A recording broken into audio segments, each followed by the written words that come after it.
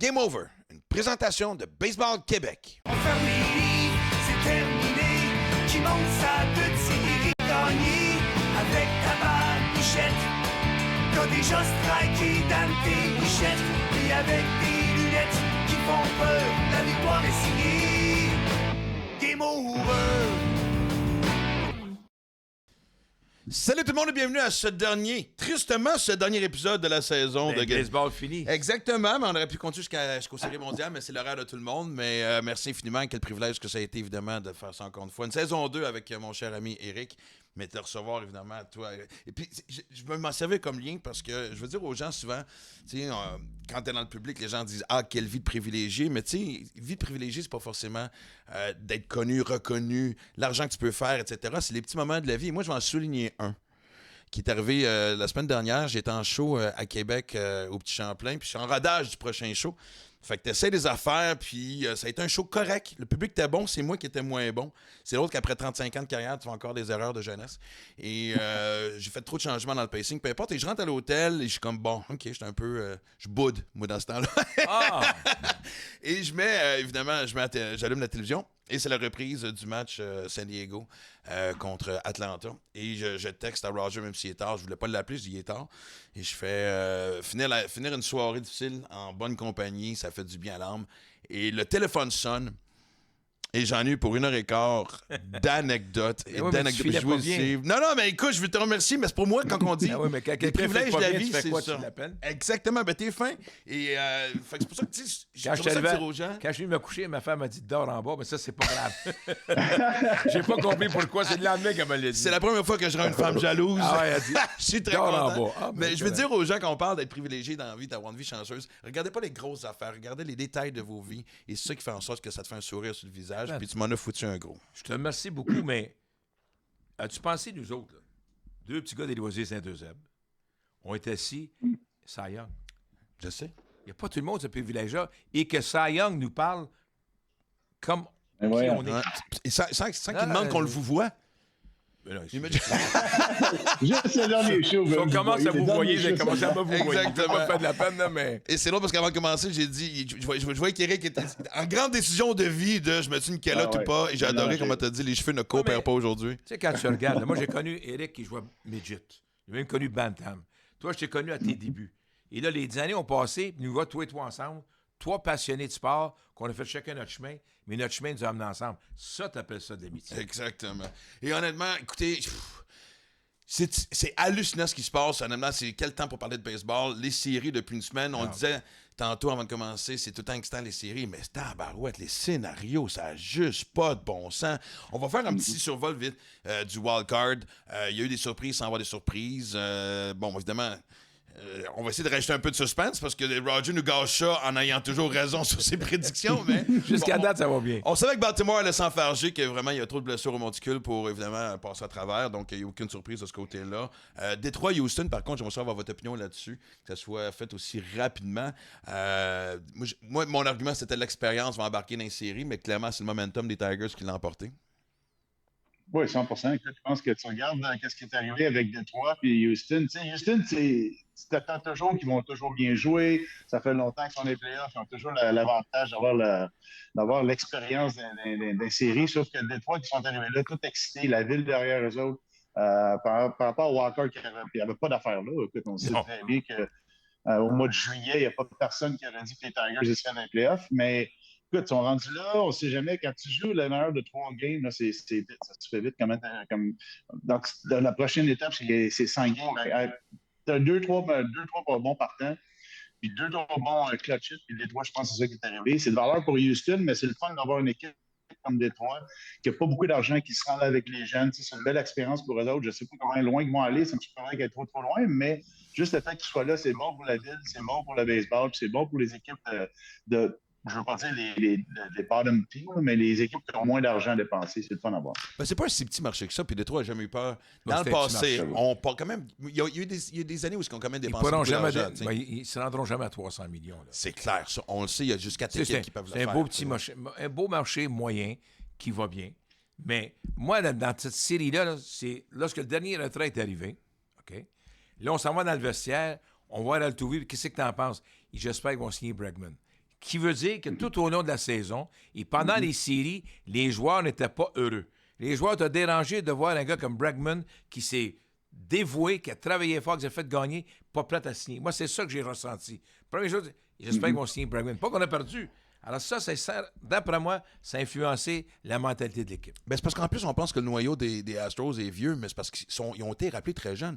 Tu sais, Bregman, Altuve, là, c'est début trentaine, là, c'est pas des gars de 38 ans. Là, tu sais, là. D'accord avec toi. Fait que c'est, honnêtement, puis oui, comme tu l'as dit, écoute, tu sais, je pense que Éric, tu vas me confirmer, tu sais, pendant une saison, surtout comme, tu sais, Houston, écoute, ça a pris du temps avant qu'il décolle. Il était troisième longtemps dans la division avant de remonter. C'est Seattle qui a perdu. Il y a ça à dire aussi. Ce que je veux dire, c'est que pas Houston qui a gagné, c'est Seattle qui a perdu. Mais est-ce qu'un directeur gérant doit trouver une façon, justement, quand tu as un cas comme Bregman, de dire comment je fais pour enlever cette tension-là dans le vestiaire?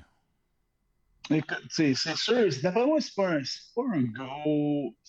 C'est pas une grosse issue qui soit pas déjà signé. Il y a beaucoup de choses qui se passent en arrière de qu'est-ce que les choses qu'on pense pas. Peut-être qu'ils ne voulaient même pas négocier non plus pendant la saison, ou je ne sais pas exactement c'est quoi les détails de tout ça. Mais quand tu parles d'un gars qui va signer un 400 millions quasiment, là, c'est un des joueurs d'impact, des plus gros impacts des majeurs qu'il va avoir l'année prochaine.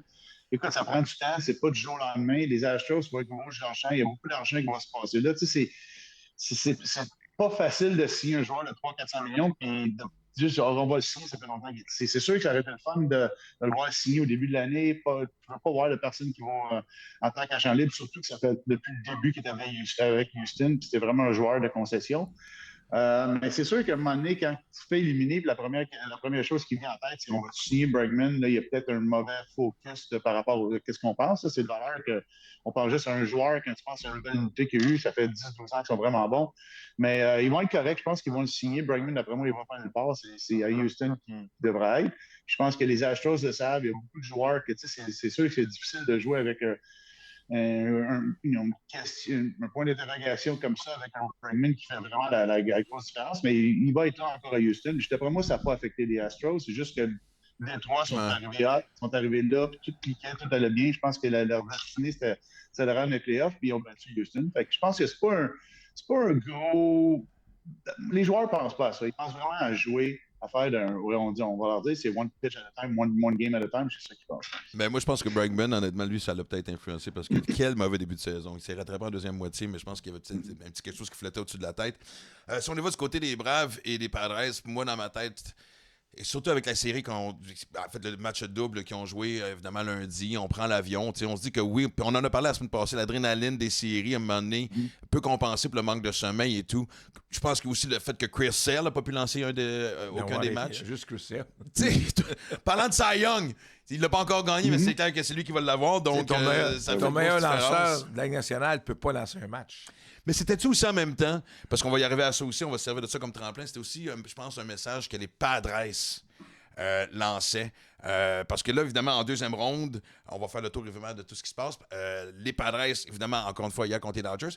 Parenthèse, avant d'arriver à là, par contre, la série la plus palpitante, c'est celle des Mets contre Milwaukee. Moi, je pensais que Milwaukee allait passer par-dessus la première ronde pour choquer en deuxième, comme ils font tout le temps. Et là, c'est triste. C'est la 6e fois de suite qu'ils perdent en première ronde des séries. Ah ouais. 6! Ça commence à être lourd, là. Tu sais, je veux dire, quand tu fais partie de l'organisation depuis longtemps, comme l'année prochaine, s'ils font une série, à un moment donné, tu fais comme. Tu rentres quasiment en série avec le dos un peu penché, tu sais. Pour combien de temps? Mais on en a parlé ensemble. Milwaukee, c'était pas une équipe existante. C'est pas une équipe que. Il n'y avait pas le gros joueur pour arriver en 9e manche te faire gagner, même dans les joueurs auxiliaires. Je l'ai dit. La perte, ça a été la grosse perte. Je veux dire encore une fois, tu gagnes avec qui? Tu gagnes avec tes joueurs auxiliaires qui vont aider la super vedette. Oui, Alonso a frappé le gros coup de circuit, mais regarde ce que les autres ont fait. Regarde Nemo. Nemo, c'est le gars, il arrive de où, lui, là? Ouais. Tu sais, ça va avec les Phillies, Castellanos, il arrive de où? Et encore pire, tu t'en vas avec les Padres. Qui aurait pensé que le receveur s'est rendu à 3 coups de circuit? L'ancien receveur des Yankees, c'est ces joueurs-là qui font la différence. Les gros joueurs, les autres, là, c'est pas une surprise. Mais c'est les autres qui rajoutent. C'est ça qui est surprenant. Puis avant qu'on commence, on jasait justement de ce match-là, puis tu me disais que Alonso, c'était clair qu'il attendait le changement de vitesse. As-tu vu ça de même, toi, Eric? Ben, si justement, je m'en ai là. Tu sais, je veux dire, combien de fois c'est arrivé, Eric, que tu as comme le feeling que le lanceur attend ce lancer-là et. T'sais, on dirait qu'il y a des fois, dès que la balle est lancée, avant même que le frappeur ait commencé à swinguer, tu fais « Qu'est-ce que je viens de faire? » Je me trompe-tu? Non, tu te trompes pas. Écoute, veux pas, OK? Il a-tu télégraphié un petit peu son prochain lancer? Mais n'oublie pas que son change-up, il lance son change-up à 50% du temps. Ouais. Là. Tu regardes le compte, écoute, il va s'asseoir sur un pitch. Les joueurs sont tellement intelligents. Il n'a pas essayé de la tirer non plus. Non. Tu voyais qu'il restait en arrière longtemps. Il veut pas. Il sait que son meilleur pitch, c'est un changement de vitesse. Puis il s'est assis lui, puis c'est Alonso, là, c'est pas n'importe qui. Là. Tu fais une erreur, l'erreur était au-dessus de la plate, puis il veut pas, il est capable de faire ça. C'est sûr que tu peux dire qu'il est peut-être télégraphié, peut-être pas télégraphié. Il y a beaucoup de choses qui se passent dans les playoffs, parce qu'on a beaucoup de vidéos à faire, beaucoup de technologie, beaucoup d'outils capables de savoir exactement. Écoute, les joueurs qui vont respirer plus haut, plus bas, par rapport à un fastball ou un change-up. Le gars grossit et rapetisse un peu. Dans les playoffs, c'est là la grosse différence. On parlait des détails qui se passent dans les playoffs, les petits jeux qu'on ne voit pas pendant la saison régulière, que ce soit un bunt, que ce soit un Castellano qu'on le voit qui frappe la balle toujours au champ opposé. Tu sais, c'est des choses comme ça que tu ne vois pas dans la saison régulière, mais dans la saison, dans les playoffs, c'est là que tu vois la différence des bons joueurs. Les joueurs qui savent comment jouer au baseball. Pas juste par rapport à faire la balle à 450 pieds, mais être capable de faire contact quand on a besoin de faire contact. Je pense que c'est ça qui est arrivé. À Milwaukee, écoute, c'est des valeurs qui ne sont pas là, mais c'est le fun de voir les Mets. Ça fait longtemps que les Mets ont besoin de se rendre là. La première ronde, OK, ça ne veut pas dire grand-chose, mais le fait que ils sont rendus à la deuxième ronde, c'est bon. Ça a une belle série avec Phillies. Écoute, deux places qui vont être vraiment difficiles à jouer, que ce soit à Philadelphie ou à New York. C'est deux places vraiment incroyables.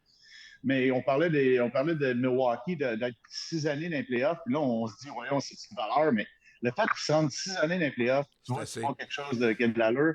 Ouais, mais pour aller perdre en première ronde sans jamais rendre ça sexy, honnêtement. Écoute, tu peux pas, c'est là que l'argent rentre en ligne de compte, je pense. C'est là que tu peux dire, OK, on a-tu un lanceur numéro 1, un lanceur numéro 2. Il n'y avait peut-être pas ça. Je pense qu'il l'avait un peu, mais c'est ça la différence. Les closers, les joueurs clics, tu ne peux pas te permettre, tu ne peux pas dépenser d'extra d'argent. C'est là la grosse différence. C'est que quand tout va bien, comme les Tigers sont arrivés là, tout va bien, c'est le fun. Kansas City, tout va bien, c'est le fun. Mais quand ça ne va pas bien, tu as besoin de tes joueurs élites. Les autres, ils ne paniquent pas. Ils vont toujours... C'est ça la grosse différence de l'argent que tu peux t'acheter des joueurs. Mais juste le fait de voir Milwaukee encore dans les playoffs, c'est bon, c'est le fun. C'est le fun de voir qu'ils sont capables d'inculquer une belle culture de gagner. Et à chaque année, écoute, chaque année, tu regardes les Brewers, il n'y a rien de beau à voir. C'est pas du wow, c'est une équipe incroyable. Mais c'est une équipe qui savent exactement comment jouer ensemble en tant qu'un groupe. Puis c'est dangereux les playoffs. Et c'est de valeur qu'ils ne se soient pas rendus à la prochaine ronde parce que ça fait 6 ans en ligne qu'ils ne le font pas. Mais écoute, tu as besoin d'un ou deux joueurs qui vont changer un petit changement par rapport à un gars qui lance 6-7 manches, un bon closer, puis là, ça change la game au complet. Mais juste le fait qu'ils soient rendus 6 ans en ligne dans les playoffs, écoute, c'est chapeau parce qu'avec l'argent qu'ils ont, c'est difficile à faire dans un marché comme ça. Question pour toi. Tu affrontes Alonso ou n'importe quel frappeur de ce calibre-là que tu as affronté. Tu as 3 balles, une prise. Est-ce que tu as mieux donner un but sur balle ou le défier qu'un tir dans la zone des prises? Écoute, ça, c'est une question qui m'a toujours gossé. Toi, en tant que joueur, en tant que lanceur, là, je veux jamais dire qu'on lance pas contre un... Tu sais, écoute, c'est notre ego, le but de lancer, c'est de retirer un frappeur. Okay? On parlait de Barry Bonds dans le temps que j'affrontais Barry Bonds. Tout le monde dit, on va l'affronter d'une certaine façon. Je dis, dis-moi la façon que tu veux l'affronter. Tu ne vas pas de lancer à l'extérieur ou à l'intérieur ou lancer à l'entour, ça ne marche pas. On n'est pas guéris de cette façon-là. Nous, on a un ego énorme. Si on ne croit pas en nous autres mêmes, il n'y a pas personne qui va être capable de croire en nous autres mêmes. Tu sais, veut pas, c'est tout ego contre ego. 3 balles, une prise, c'est sûr qu'il y a c'est sûr que tu te dis, il aurait dû pas lancer ce lancer-là parce qu'après ça, c'est facile à. Moi, c'est pas le lancer qui m'a dérangé. C'est l'endroit du tir qui m'a dérangé. Ben, c'est ce que j'allais dire. T'es pas mieux d'y aller avec une balle rapide, un peu sur le coin. Justement, au pire, tu donnes un but sur balle, mais au moins, tu le challenges. Mais écoute, c'est peut-être que lui, peut-être dans sa tête, il se dit, regarde, 3 balles, une prise, il s'assied sur une fastball, je vais lancer un change-up, je vais le mettre sur son front foot, des choses comme ça. Je ne veux pas lui donner un bon lancer à frapper parce que je ne veux pas me faire tuer par lui. La différence qui est arrivée, il a juste gardé son change-up trop haut. Puis il s'est assis sur un change-up. Tu sais, c'est du 4 game. On joue aux échecs. Là. On essaie de penser ce que le lanceur pense. Mais toi, comme lanceur, quand tu avais cette situation, je ne veux pas parler de lui, je parle toi, Éric Gagné, est-ce que toi, tu aurais dit, j'y lance pas de prise ou tu y aurais lancé une prise? Non, moi, j'ai relancé une balle rapide au coin extérieur en bas. Tu essaies de lancer un lancer parfait. Le lancer que tu contrôles le mieux, tu veux te faire battre contre ce lancer-là. Puis, Écoute, En d'autres mots, moi, le but sur balle personnellement, je l'aurais le but sur balle affronté. ne vient pas dans la Tu tête. vois bien qu'il veut pas avouer qu'il aurait donné un but sur balle, il veut pas aller là. Il n'y a pas personne que moi, je pensais pas d'être capable de retirer. OK. Parce que la raison qu'on est là, c'est le monticule, parce que le coach a confiance, qu'on est sûr qu'on est capable de faire notre job. Surtout en 9e manche. Surtout en 9e manche. Si on est là, il y a une raison. C'est leur meilleur lanceur, c'est leur meilleur frappeur. À un moment donné, il faut que tu prennes. Faut que tu dises, OK, je vais être capable de retirer ces joueurs-là. Oui, c'est sûr. Tu regardes en arrière, tu dis, j'aurais aimé ça avoir un meilleur lancer, peut-être plus bas. Peut-être qu'il essayait juste de lancer une balle dans le milieu plus basse. Ah oui. Clairement, il l'a échappé. C'est pas lui qui voulait la lancer, là, idéalement, on s'entend. Exactement. C'est exactement. Puis il faut lever notre chapeau aussi à frappeur. C'est pas facile de frapper une balle. Il a frappé au champ opposé, un changement de vitesse. À 3 balles, une prise. Écoute, c'est Avec les puissance. Hawks qui lancent un changement de vitesse avec. Exactement. Tu sais, c'est pas facile de faire ça. On parle toujours que c'est facile de frapper une balle. C'est complètement difficile dans les playoffs avec la pression. Il a fait peut-être, on peut se dire, OK, il a dû lancer la balle un petit peu plus basse. Oui, mais écoute, il y a tellement de choses qui auraient pu changer avant ça. Écoute, Moi, la question que je me pose, c'est pas le tir, c'est est-ce que tu le défies, tu le défies pas? Et toi, tu viens de me répondre. Un releveur qui s'en va dans la 9e manche, je ne veux pas donner de but sur balle. Moi, je défie toujours. Il veut tirer le frappeur. Exactement. C'est ça que je voulais avoir comme réponse, pour ça. Et j'adore la Ouais, transparence j'ai dit d'Éric de dire, regarde, on était des bébites d'ego, surtout rendu à ce moment-là. Fait que c'est mon ego contre ton ego, mon meilleur pitch contre ton meilleur Oui, swing, mais allons-y. tu sais. le point que tu soulèves là en disant ça, je viens tout de suite dans ma tête qui? Otani face à Trout. Il n'a pas essayé de donner un but sur balle, c'est un. Voici ma balle rapide, frappe-la. Il aurait pu donner un but sur balle autour du marbre. Pour les fans, c'est de spectaculaire. baseball, tu sais, c'est tellement le fun d'avoir. C'est ça, en plus d'un playoff. Tu fais une petite erreur. On parlait des erreurs. Un lancé, ça C'est change tout. la game au complet. C'est ça la fragilité du Un baseball. lancé, C'est ce qui est un merveilleux. superstar qui manque pas. C'est ridicule, mais tu peux lancer un autre 20 fois le même pitch, le même compte, le même scénario, puis 20 fois ils vont faire un strikeout, swing and miss. Exactement. D'ailleurs, moi, c'est ça qui est beau dans le baseball. Quand des gens me posent la question, OK, dans les dernières années, c'est quoi le moment plus spectaculaire que tu as décrit? Et j'y ai pensé, et c'est Trout.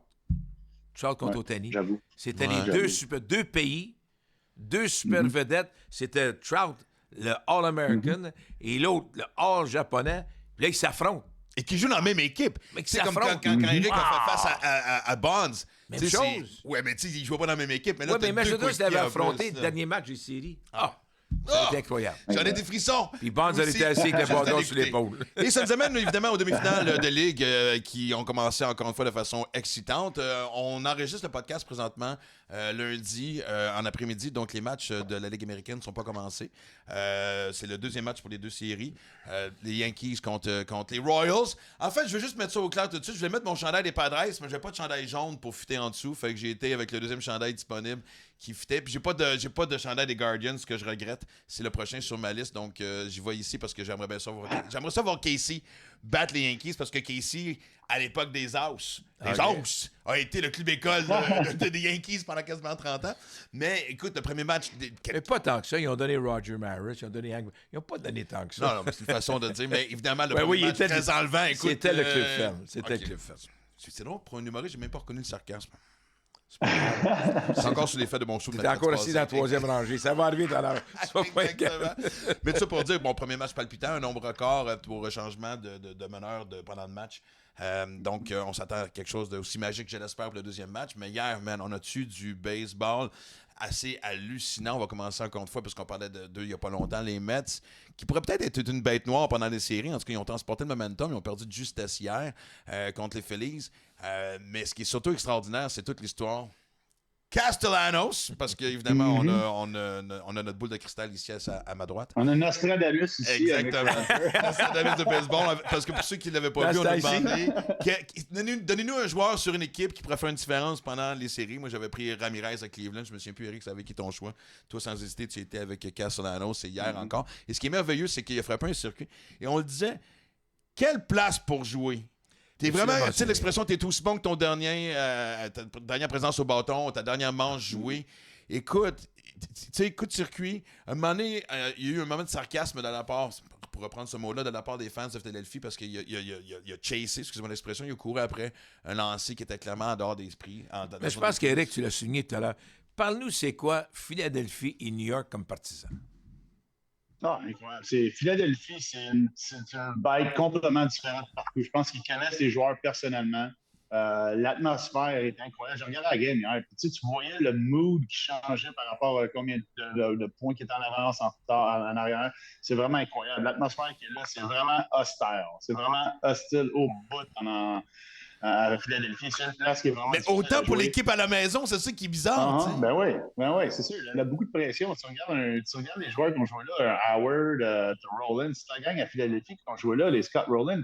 Ils ont vraiment des bons joueurs, mais le fait qu'ils soient rendus dans les playoffs avec ces fans, cette fanbase-là est incroyable. Parce que c'est vraiment, ils connaissent leur baseball, ils connaissent le joueur, sont vraiment émotionnels. Puis tu voyais, hier, tu le voyais, le son était dans le tapis, puis c'était vraiment incroyable l'atmosphère qu'il y avait. Ouais, c'était vraiment beau. Puis à New York, j'ai hâte de voir ce qui va arriver là, parce que là, tu vois que il a commencé à avoir un peu, ils ont commencé à parler back and forth. C'est 2 heures de route, hein, fait que bien du monde va faire le voyage d'une ville à l'autre en plus aussi.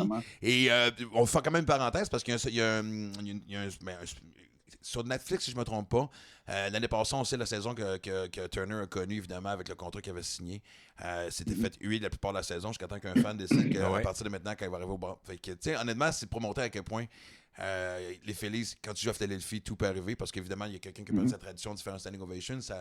Évidemment, ça a été le point tournant de sa saison. Fait que, mais là, honnêtement, je pense que les fans des Phillies ont des mémoires d'écureuils lorsqu'ils sont à un match parce qu'ils mais à tous les sports.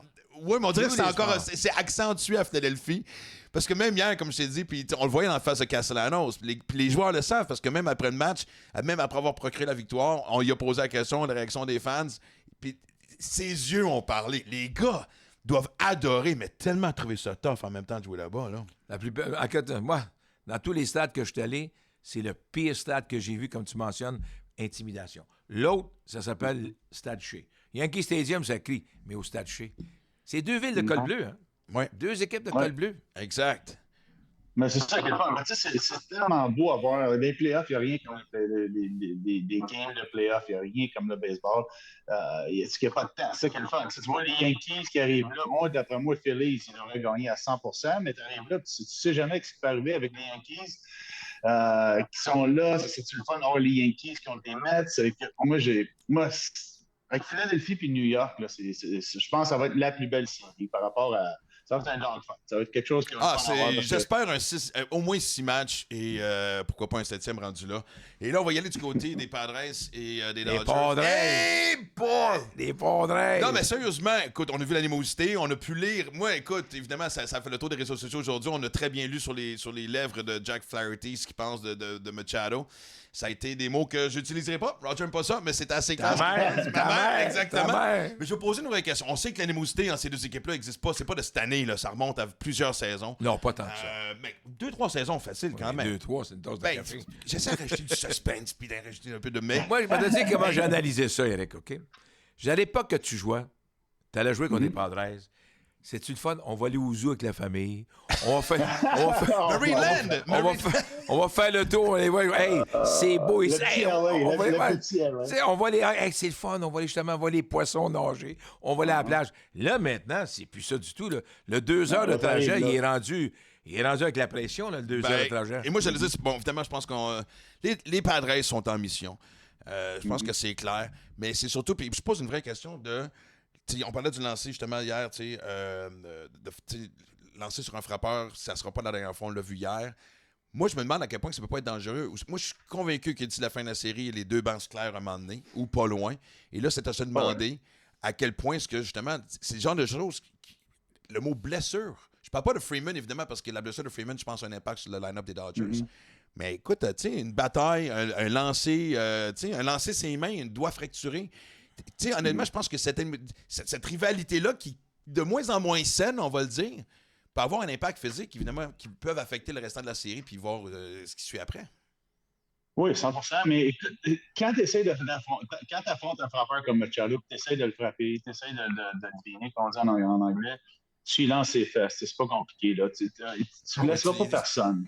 Tu ne laisseras pas personne. C'est parce que, Eric, excuse-moi, ça fait 1 heure que je suis en train de m'argumenter avec lui. Quand t'es Tatis, un lanceur n'atteint pas un frappeur une faufoune. Il ne l'atteint pas là. Non, c'est un petit message, honnêtement, mais c'est ce qu'on veut aussi. On ne veut pas non plus qu'il vise la tête, là, on est d'accord là-dessus, mais c'est pas... Comment tu as trouvé le commentaire de Machado qui disait « Tu lances pas une vedette. C'est comme nous autres, on essaierait de blesser Ohtani, ça serait une autre. » Comment tu trouves ça?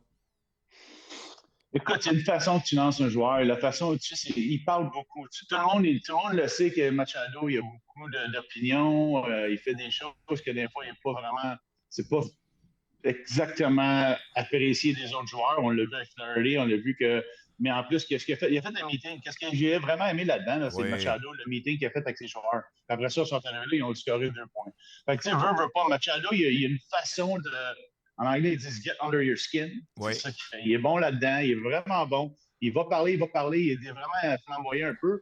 Mais tu sais, il a toujours été comme ça. Il est vraiment beaucoup plus mature qu'il était avant. Avant, il faisait des gestes un petit peu. Ah, Ben, il est plus mature aussi, là, Mais- je veux dire. Mais tu sais, un jeune comme Tatis, par exemple, parce que même après le meeting, Tatis a continué à se faire aller la boîte. Et moi, honnêtement, c'est là que ça peut devenir dangereux. Tu sais, c'est genre, ferme-la un moment donné, là, ça peut te revenir. Tu sais, on oublie aussi, évidemment, ce que Jerickson Profar a fait, évidemment, en faisant semblant d'avoir échappé le coup de circuit. Et ça, c'était un des plus beaux moments de baseball que j'ai vu. Ouais. C'était juste un peu magique. Ça, c'était de bonne foi, selon moi. Mais Tatis, un moment donné, C'était tu pas de bonne comprends-tu? foi. Ben non, mais tu comprends. Mais c'est drôle. Écoute, tout un catch de vraiment d'attraper un circuit. Tu de fais prendre un pas circuit. mal paraître un joueur vedette comme Betts. Mais je pense que c'était plus par rapport aux partisans tu dans fais les pas. estrades. Alors, là. souvenez-vous, l'arbitre est allé le voir. Oublie pas le message. Profar, il est mieux de s'élancer. Ouais. Profar, ce qu'il a fait, fais-le, mais pas si longtemps que ça. Hey, Betts est rendu passer le deuxième but. C'est pas Roger Bega déposé Saint-Eusèbe, là. C'est Mookie Betts qui OK, trouve les buts. moi, gars, Roger, moi, j'ai Ouais. pas de problème avec ça. Moi, oui. Tu sais, si, mettons, OK, j'avoue, là, tu sais, c'est peut-être pas le plus beau style à faire. Fais ça, fais à Lux. Fais ça à Lux, Murray. Mais pas Mookie Betts.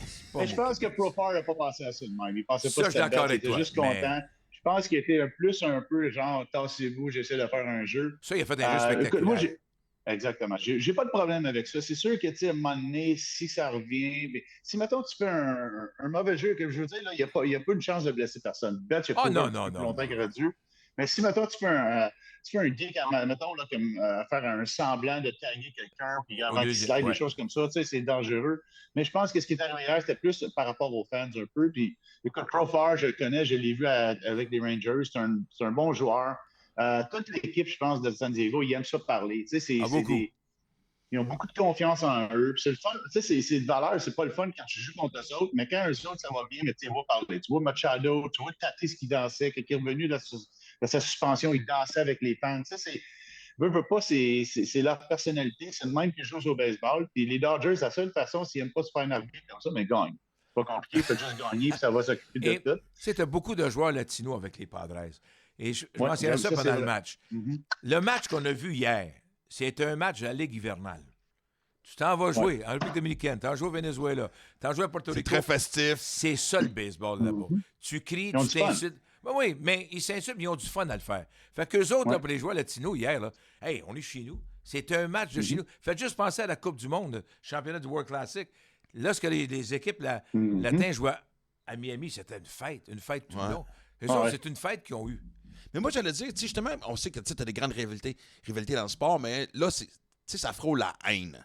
À quel point, tu sais, ça peut t'affecter quand tu traînes ça sur le terrain? C'est pas les joueurs. Non. Je pense que c'est pas les joueurs, c'est plus les fans que d'autres choses. Je pense que hier, qu'est-ce que j'ai pas aimé là-dedans, c'est les fans qui font s'enchaîner des choses sur le terrain. Des affaires qui Ouais. peuvent blesser les joueurs. Les joueurs, ils se respectent entre eux autres. OK? Peut-être qu'il comme un gars comme Harper puis Tableton dans la même équipe qui vont se pogner, ça arrive. Ça, c'est Ouais, juste. mais ce que je veux dire, c'est il y a entre des San choses Diego comme ça et qui Los vont Angeles, je arriver. vois pas le gros party de Noël se passer entre eux autres, tu Non, non, comprends-tu?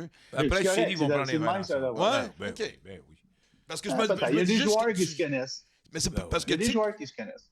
quand tu arrives au monticule contre Vas-y, quelqu'un qui tape littéralement ses nerfs, tu sais, faut que tu gardes ton calme. C'est ça que je veux dire. Ça Ouais. va-tu être, c'est-tu quelque chose Ouais. qui peut faire une différence en série? En Ben fait, ouais. c'est ça qui va faire Ben ouais, la c'est pas différence. grave. Qui va garder son calme le plus longtemps? Qui va garder son calme depuis longtemps. On regarde un gars comme McGregor quand il se bat, il fait juste parler, il talk shit toute la journée. Tu sais, c'est la même chose avec les Padres. On parlait, comme tu disais, Roger, beaucoup de Latinos qui jouent là. Ils jouent avec énormément d'émotions, Ah, puis ils aiment oui. avoir du fun. Ils vont parler, ils arrêtent pas de parler, c'est ça qu'ils font. T'es C'est sûr? ça, tu sais, quand t'arrives, moi, quand je suis un joueur, comme moi, je peux être pas aussi émotionnel quand je suis sur mon ticket, mais j'aime pas être show-off. Mais eux autres, ils ont fait ça l'année longue. Ça fait pas depuis. Ils n'ont pas commencé ça hier. Et écoute, Stan Nathan, ils vont essayer de prendre tout ce qu'ils peuvent prendre, avoir un avantage sur tous les éléments, que ce soit les tippings, que ce soit parler, talk smack, que ce soit n'importe quoi que ça, ils vont le faire. Ils sont là pour gagner. Puis si l'autre équipe n'a pas capable de le prendre, n'est pas capable de garder son calme, mais là, c'est leur faute. On est des professionnels, on sait exactement ce qui arrive, on est dans les playoffs. Là, c'est le temps de win ball game. C'est tout. Mon C'est autre juste, question. faut que tu gagnes. J'ai une autre question pour Éric. Mhm. Là, ce qu'on a atteint, Tatis, étais-tu d'accord qu'on fasse un avertissement au lanceur? Non, j'aime pas ça, les Excuse-moi. avertissements. Tu sais, j'aime pas. Non, mais j'aime pas ça. J'aime pas que ça soit trop impliqué. Parce que souvent, moi, il y a une couple de fois que j'ai affronté j'ai lancé sur un frappeur, puis j'ai eu un avertissement. Tu sais, j'ai même pas fait d'exprès, là. Tu sais, c'est vraiment une balle que j'ai échappée, puis c'était juste comme ça. C'était contre Adam Dunn, après que j'ai eu un circuit contre Deion Sanders. Fait que, tu sais, veux pas. Faut que tu regardes ce qui arrive dans le game. OK, un avertissement, ça va-tu à peine? Dans les playoffs, c'est difficile à faire parce que le prochain avertissement, il sort le joueur. Mais oui, Fait c'est que, pas tu de sais, bon veux sens. pas, faut que tu regardes ce qui se passe. Moi, j'ai pas vraiment, pour être franc, j'ai pas vu exactement ce qui était. J'ai vu le hit by pitch, mais j'ai pas vu ce qui s'est déroulé alentour de ça. Fait que, veux pas. L'arbitre, moi, j'ai confiance aux arbitres, mais tu essaies de les laisser le plus souvent possible. Si moi, je suis un arbitre, j'essaie de laisser les joueurs s'occuper d'eux autres mêmes. Ils sont capables de faire ça. Ils ont beaucoup de respect, même s'il y a beaucoup de parlage sur le terrain, de smack talk, on dit. Ils ont tous du respect un vers l'autre. C'est sûr que quand tu arrives après, comme tu disais, Roger, ils vont prendre un verre, peut-être qu'ils vont prendre un verre après la game. Là. Après la saison, ils vont s'entraîner ensemble, ils vont en parler. Il y a beaucoup de respect là. Mais moi, j'ai confiance aux joueurs qui sont capables de gérer ça eux autres mêmes. On fait ça Puis la rapidement parce qu'il y a façon quand qu'il même l'a deux lancé, autres séries. s'il a relancé sa tête en arrière, Ah, non, mais non. quelque chose là, c'est différent. Mais de Là, toute façon, c'est un message. si ça avait été un lancer en haut du corps, c'est sûr que les deux bancs laissent clairer. C'est clair, en tout cas, 100%. selon moi. Mais juste qu'on réponde à ça rapidement avant qu'on passe aux deux autres séries. Est-ce que la blessure de Freeman peut avoir va avoir un impact majeur, je crois, moi, sur la série, non? En fait, les Dodgers ont réussi à passer à travers des blessures tout au long de la saison. Mais là, en série de même, Freeman, je veux dire, oui, il reste sur le banc, c'est un leader pareil, mais là, clairement, il n'est même pas à 60%. Là.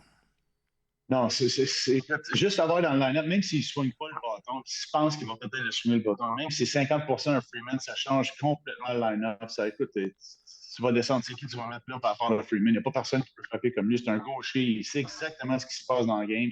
Son baseball IQ est énorme.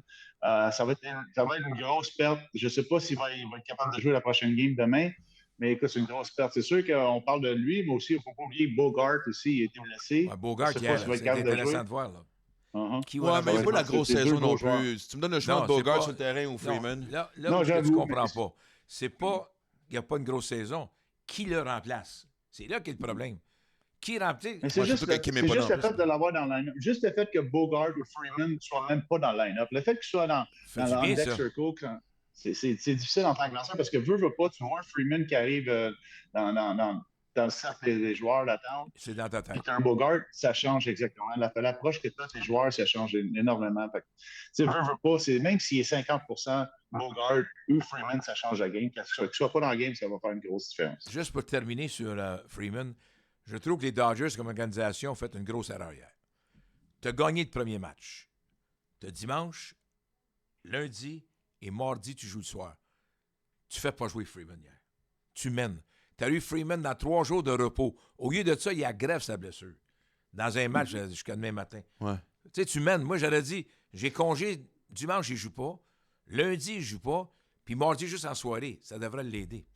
Toi, tu t'en penses? Écoute, oui, j'avoue, si tu regardes ça d'une façon que tu n'es pas dans le vestiaire, mais avec la façon que Dave Roberts, puis les joueurs qui parlent avec Dave Roberts, on va parler de Frank Cona, Dave Roberts a confiance en ses joueurs. Puis il va dire, gars, là, es-tu prêt à jouer?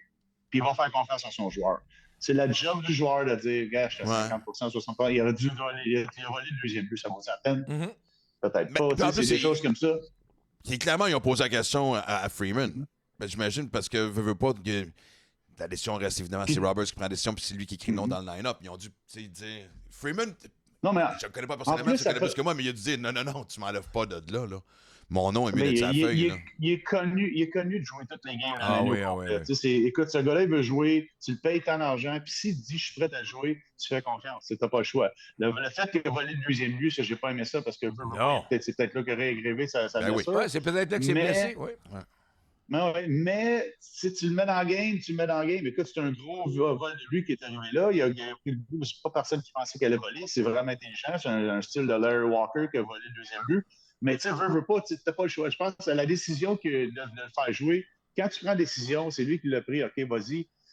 écoute, tu ne peux pas lui dire de ne pas jouer aussi fort. C'est veut pas. On parle non. encore d'ego, c'est la Tu même peux pas chose. sur le Tu sais, terrain tu me peux pas dire, un joueur, prends ça mollo, là.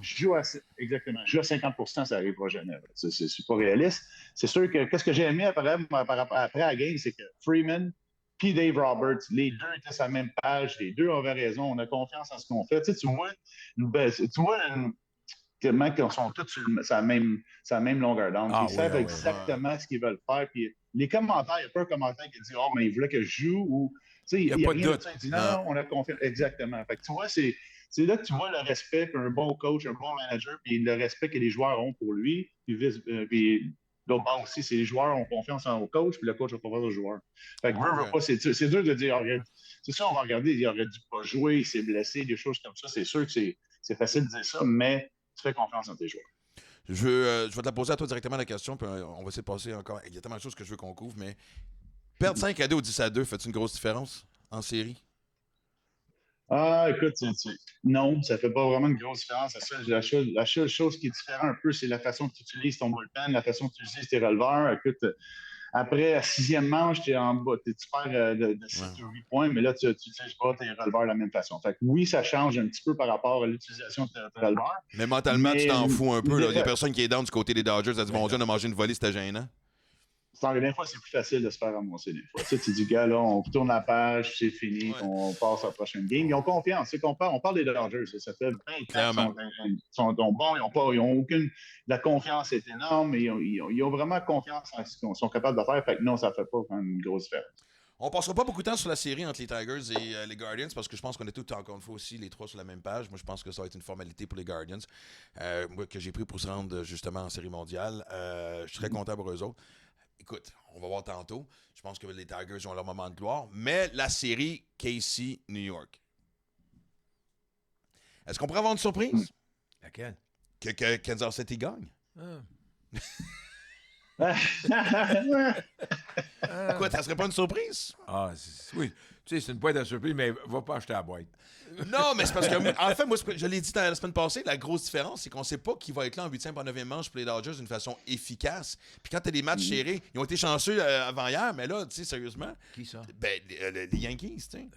Ils ont une meilleure équipe. Ils ont une meilleure équipe, c'est clair, mais comme j'ai dit. Ils ont 2 points produits dans la série, c'est le même gars qui les a fait marquer. On sait que du côté de Kansas City, il y a un gars qui va faire la différence, c'est Bobby Witt. C'est réglé. Il ne peut pas le faire tout seul. Mais par contre, si le Kansas City a un lead, en 7e, 8e, 9e, ils sont en meilleure position que les Yankees. C'est ça que je veux dire. Ça, je suis d'accord avec toi. Merci. Oh mon Dieu! Ça a pris J'aime 12 épisodes pour que Roger Bruno dise « Je suis d'accord avec toi ». Ça fait plaisir. Mais Eric, t'es à la même place que moi là-dessus aussi? Tu penses que tu peux être plus sérieux qu'on pense? Veut pas, les Yankees, c'est un powerhouse. C'est dur de comparer les Yankees avec Kansas City. Kansas City, c'est une belle histoire. Ça va être fun de voir passer à la prochaine étape, mais je pense que c'est pas réaliste, comme Roger le disait, de dire que moi, je ne mettrais pas beaucoup d'argent sur Kansas City, il va dire de quoi, mais les Yankees, tu vois que ça commence à... Ils ont des bons releveurs, ils ont des bons bras, ils ont plus de depth que Kansas City. J'aimerais ça voir Kansas City gagner, mais écoute, les Yankees, c'est les Yankees, puis je pense qu'ils vont faire le job. Non, puis du côté de Kansas City, il y a une belle petite histoire. Je vais prendre 2 secondes pour en parler. Urseg, qui a été l'acquisition, évidemment, des Royals, qui joue pour les As d'Oakland au début de la saison, qui est maintenant le releveur numéro 1, qui a une date d'inscrit sur son gant, une date de sobriété pendant la pandémie. L'alcool l'a frappé sous la menace de sa femme, de Jean-Gare, je pars en vacances, tu ne le reprends pas en main. Puis il y a vraiment une belle histoire, honnêtement, si vous allez sur le site de MLB, comme on dit. Très inspirant, et bravo à lui. Je connais le processus, fait que... Hein? Un petit clin d'œil à notre cher ami Urseg. Félicitations. Et là, par contre, moi, j'avais hâte qu'on arrive à ça. Je trouve que c'est une bonne nouvelle de revoir Terry Francona dans le baseball majeur. Je suis déçu. Je vais le revoir dans la minute 2, OK? Qui n'est pas à Toronto. Je suis déçu qu'il n'est pas à Toronto. Hey, ça arrête-tu? Je suis déçu que Shapiro connaît Francona et qu'il l'a manqué. Même si Francona te dit non... Tu penses qu'il a fait un téléphone, il a juste manqué? Aucune idée. Mais il faut que tu t'assoies avec lui. Terry, tu t'en viens chez nous. Faut que tu y vendes Toronto. Il s'en va avec les Reds. Les Reds n'ont pas une équipe comme Toronto. Là. Arrêtons. Là. Ils ont un beau futur. C'est ça, je peut disais. dire ça. Mais Toronto peut gagner. Toi, tu as connu Francona. Moi, j'ai connu. Écoute bien, j'ai participé à sa signature. J'ai sorti des rangs collégiaux, ensuite avec des expos tout au long. Mais comment que les Blue Jays peuvent manquer un gars comme Francona? Ouais, mais c'est ça. Qu'est-ce qui arrive? Il ne faut pas oublier la façon où ils sont rendus les Blue Jays. Les Blue Jays tu sais, c'est l'analytique, des choses comme ça. Ils ont un jeune Gérant. manager, Ah ouais. gérant. Puis t'arrives à un gars comme Francona, que lui, c'est old school. C'est vraiment C'est un bon joueur, point, là. coach. C'est ça. Tu sais, un gars comme Joe Madden, c'est capable d'être Mais à Toronto. regarde juste le gérant des Padres. Il a quitté les Cards à cause de ça. Tu regardes Ouais, Bochy. ouais, j'avoue aussi. Quand Bochy est engagé Exactement. par les Rangers, il dit hey, là, l'analytique, ça, vous en servez, mais. Ouais, laisse-moi coacher. Là, Mais t'as un bon point sur Francona. Là. Mais je pense que c'est ça un petit peu. C'est où ce qui fit le mieux. N'oubliez pas que Terry Francona va faire ce que Terry Francona fait. Il va être le meilleur par rapport aux relations joueurs. Il va être capable de rendre les joueurs. Comment est-ce qu'il était comme gérant? Comment est-ce qu'il était? Tu l'as eu comme gérant? C'est un joueur. C'est pas compliqué, c'est un joueur. C'est un joueur qui remplit le line-up. C'est un gars qui est un gars de relation. C'est un gars qui va te faire confiance. On parlait de Dusty Baker. On parlait d'un gars comme Bochy à Texas. C'est ça qu'ils font. Ils font rien de spécial. C'est pas compliqué, le baseball. Là. On sait comment que ça se passe. On sait les statistiques, on les a toutes. Tout le monde le sait. C'est la grosse différence des gars qui sont vraiment bons dans les majeurs, les bons managers, c'est qu'ils font confiance aux joueurs, ils les mettent dans une bonne position, puis ils font relaxer un peu. C'est ça qui est bon à faire avec Francona. Un gars comme Dustin Pedroia, puis Francona avait la meilleure relation incroyable. Puis lui, Francona parlait à Pedroia pour savoir comment que ça se passait dans le clubhouse. Il y avait 2-3 joueurs qui avaient confiance à 100%, puis il dit « OK, gars, c'est ça que je pense de faire, qu'est-ce que tu en penses? » Puis tu sais, c'est ça un vrai bon manager. Ça fait partie de l'équipe. C'est pas un gars qui décide tout, c'est un gars qui dit « Gars, on est capable de faire ça, ça, ça. C'est des joueurs que moi, j'ai en main présentement qui vont remplir ce rôle-là. Puis je pense que c'est ça qui est vraiment bon avec Francona. C'est un leader, c'est un gars de personnalité, c'est une personne de relation, c'est un gars quand ça va pas bien, il va avoir 2-3 mots qu'il va dire de moi dans ton locker, il va te faire sentir comme du monde relax, pas de pression. C'est ça la grosse différence. C'est pas facile de jouer un majeur, mais tout le monde est bon, là. La différence, c'est la confiance, la routine, des choses comme ça. Puis quand tu sais qu'un gars comme Francona, il a confiance en toi, puis qu'il a gagné des séries mondiales, il a joué avec il a coaché avec les Red Sox, c'est une des plus grosses organisations, tu pouvais faire confiance. Puis quand il dit quelque chose, il n'est pas obligé de te dire un speech de 2 heures. Il va dire, gars, hey, le jeune, ça va bien, fais confiance en toi, trust your ability. Il va juste dire ça, puis le jeune qui a 21, 22, 23, 24 ans, il va dire, wow, Terry Francona vient de me dire ça, de relaxer. Tu sais, c'est énorme l'impact que ça peut avoir sur un jeune joueur. Mais en fait, écoute, tout ce qu'on vient de dire m'amène quasiment à 3 questions. Je vais y aller avec la première, parce que justement, tu parles des jeunes joueurs. Parce que je te dis, du côté de Toronto, quand tu as la chance de peut-être signer Francona, puis j'y avais même pas pensé. Est-ce que tu, de un, adaptes? On n'arrête pas de parler d'analytique, on dit, hey, il est disponible, on change notre culture. Juste mais répondre pour c'est Eric nous a dit tout à l'heure. C'est que les organisations ont des philosophies et les gérants doivent s'ajuster à la philosophie. Puis il y a des gérants qui disent, comme Francona, tu nous as expliqué, lui, les analytiques, il va s'en servir, mais c'est pas comme ça que je gère. Alors, ton organisation, on dit, nous autres, on s'habille en bleu. Mais moi, je veux m'habiller en blanc. Mais va-t'en où est-ce que tu t'habilles en blanc. Parce que ça mène à mon autre question. Tu sais, les jeunes du côté de Cincinnati, on est très, très, très, très jeunes, là, honnêtement. Il n'y a pas beaucoup de vétérans. J'ai hâte de voir ce qu'on va faire pendant la saison morte. Un peu comme on dit à Baltimore. Tu sais, on va-tu aller chercher des vétérans pour calmer un peu, justement, l'ambiance dans le vestiaire quand ça sent. Parce que, tu sais, honnêtement, Cincinnati était un peu l'équipe décevante de la saison, autant que les Blue Jays. Mais on s'attendait énormément. On savait que les Blue Jays n'allaient pas gagner la division, mais, tu sais, du côté de Cincinnati, il y avait des chances dans la centrale. Vraiment, je veux dire, il y a eu des moments excitants de la Cruz, mais ça a été très ordinaire. Sont-tu trop jeunes pour avoir l'impact de Francona? Parce que, tu sais, Tito a quoi? Il approche 70 ans. C'est quasiment 2 générations, quasiment 3. Dusty Baker. Oui. Bochy, Philippe. Oui, mais ce que je veux dire, c'est que souvent, ces gars-là arrivaient dans des équipes qui avaient des vétérans. Oui, mais il y avait des vétérans. Il manque de leadership. C'est vraiment jeune du côté de Cincinnati. C'est pas le gérant qui va dire. Mais ils vont l'écouter. Mais l'impact... L'impact, elle va être encore plus gros, je pense. Écoute, parce que tous les joueurs le savent, c'est qui Terry Francona. C'est pas comme ça serait juste un coach que le style, c'est un old school style. C'est vraiment un coach que tu regardes son résumé, tu te dis, gars, là, tout ce qu'il va dire, je vais l'écouter parce qu'il sait ce qu'il dit. Puis il perd pas son temps à dire des niaiseries. Il veut pas juste s'entendre parler. Là. Il y a beaucoup de coachs qui adorent s'entendre parler. Ils veulent mettre leur stem chez les joueurs. Ils disent, gars, c'est moi qui ai fait ça pour lui. Terry Francona, il n'a pas besoin de ça. Il n'a pas besoin d'argent, il n'a pas besoin de rien. Là. Il est prêt à la retraite, jouer au golf tous les jours, faire ce qu'il veut. Il décide d'aller là parce qu'il adore le baseball, il adore les jeunes, il adore avoir des belles relations avec les joueurs, puis il aime ça, éduquer les jeunes. Puis c'est ça qu'il est capable de faire. On parle tout le temps de culture. Je reviens toujours à la culture, la culture, la culture. Mais veux pas la culture. Il faut que tu saches c'est quoi une culture. Je pense que c'est ça qui est arrivé avec Boston. Il a fait exactement la culture de gagner, de savoir le processus de gagner, étape par étape, que ce soit en relation, que ce soit avoir confiance à ses joueurs, que les joueurs aient confiance en toi. C'est ça qu'il va faire Francona. Il va arriver là, il va dire, regarde les boys, relaxez. On est capable de faire ça. C'est le talent qu'on a, on est capable de faire ci, ça. Moi, le data, il était énorme. Là. Cincinnati était énorme sur le data et les analytics. Là. Ils ont été là, mais ils voient qu'à un moment donné, il y a des limites. Il y a des décisions qui se prennent, qui c'est vraiment des décisions humaines. C'est des feelings qu'il y a à l'intérieur. Un gars comme Tommy Lasorda, c'est pas un bon manager, mais c'est un gars qui est vraiment capable de te motiver. Ouais. Tu sais, c'est ça que la différence qui se passe dans l'analytique. C'est bien beau de dire, OK, il frappe 10 en 20 contre ce joueur-là, mais il n'a jamais affronté ce joueur dans une certaine situation où que le joueur, ça va bien, ça fait 2-3 semaines qu'il frappe bien, tu le laisses aller. Tu n'essaies pas de changer les choses juste à cause que l'analytique fait du chose. Pour moi, avec ce qui est arrivé à Cincinnati, ça fait 4-5 ans qu'ils se préparent à gagner. Là, ils ne sont pas loin. Je pense qu'ils ont 1 ou 2 ans. Il manque une couple de joueurs, puis ils dépensent un peu d'argent. Mais avec un gars comme Francona, tu lui donnes.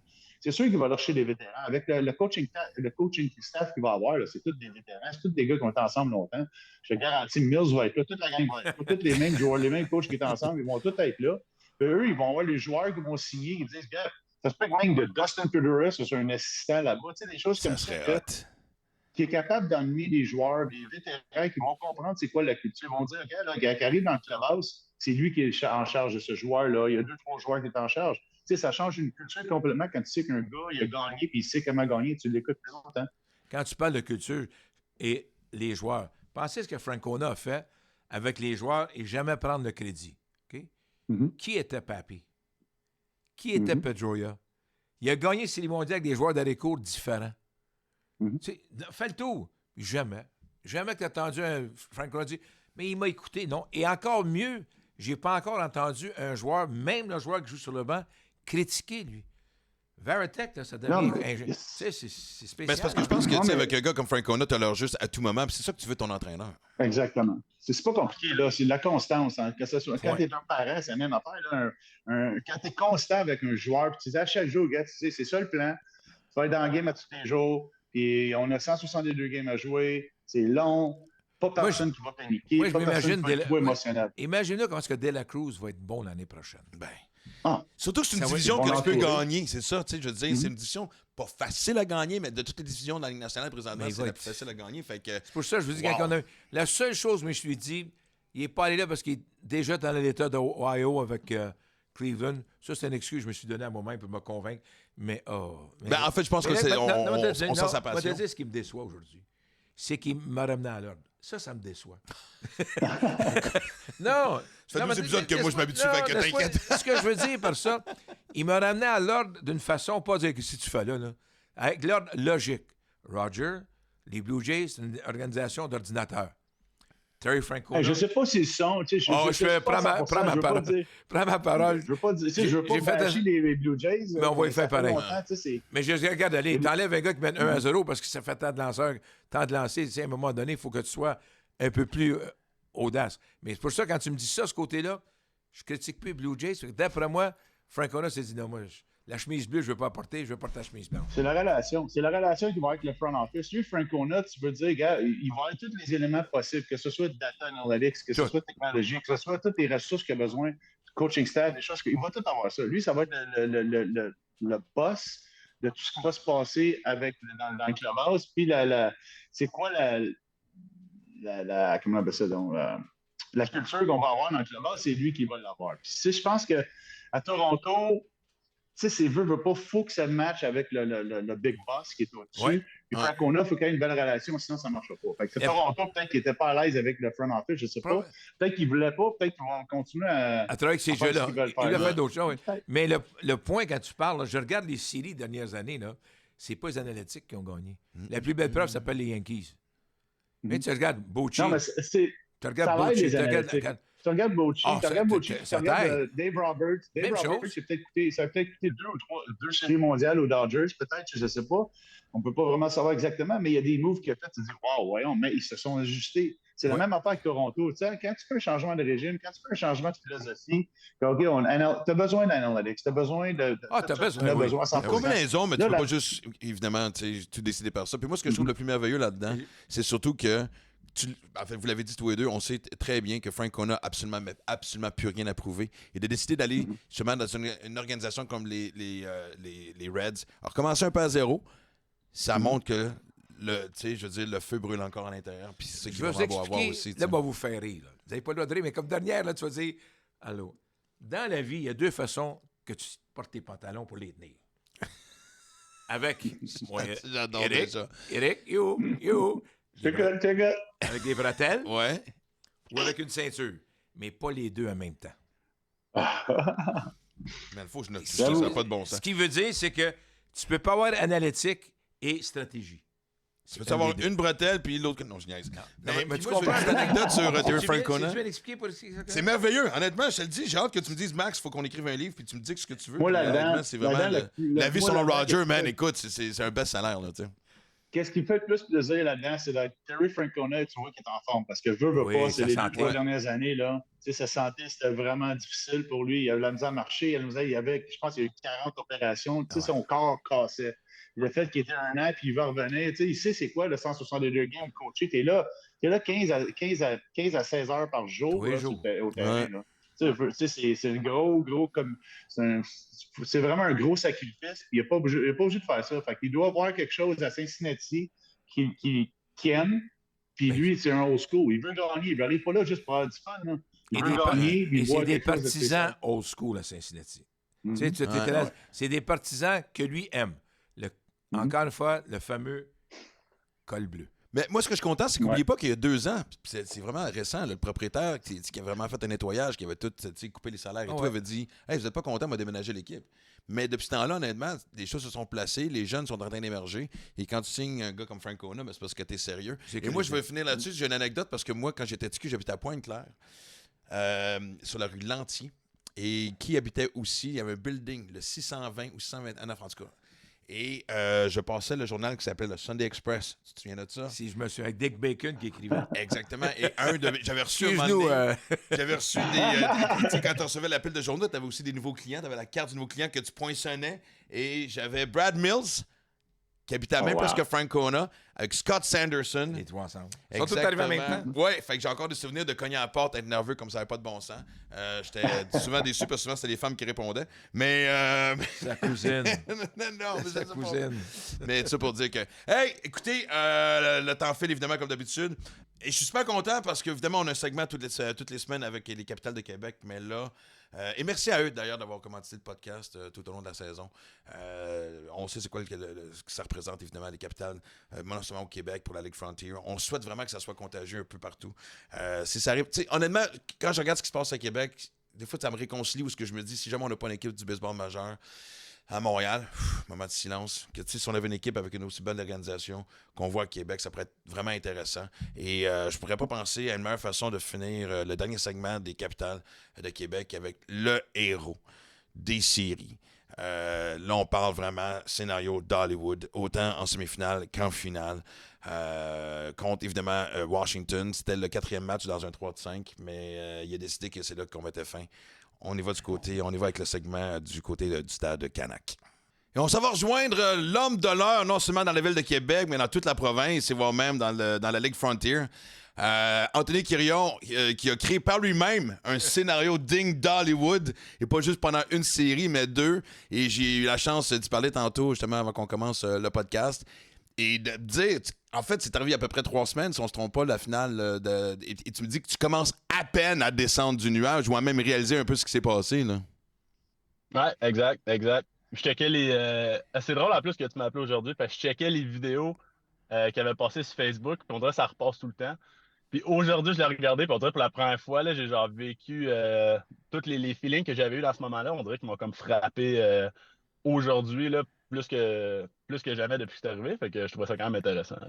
Non, mais en fait, on veut mettre des gens en contexte parce que t'as été le héros pas d'une série, mais de deux. Vraiment, tu sais, quand on est TQ et qu'on joue à la balle, c'est exactement ce qu'on veut vivre.